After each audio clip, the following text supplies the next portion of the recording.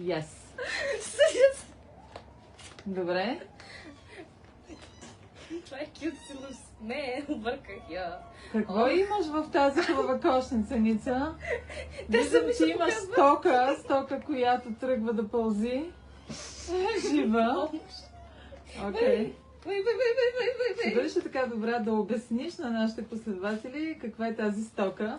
Това са малки гътинки, които Добре. са за осиновяване. Окей. Това е Little Lilith. Малката Окей. Лилит. Мога ли ги пускам на земята?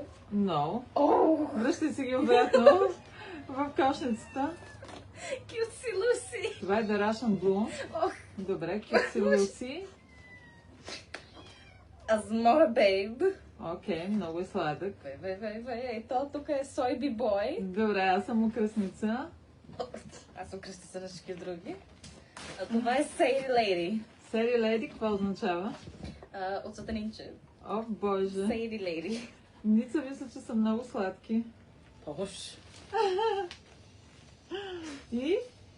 Какво е посланието, което ще отправиш към твоите последователи? Към нашите последователи, по-точно? Тези 5 малки топчици, които пълзят по мене, са за осиновяване. Чака си да си намерят дом и да си намерят едно прекрасно семейство, което да ги обича и да поства с тях хиляди видеа и снимки. О, в тази връзка я кажи О. за нашите осиновители на предишните 2 котенца, които дадахме.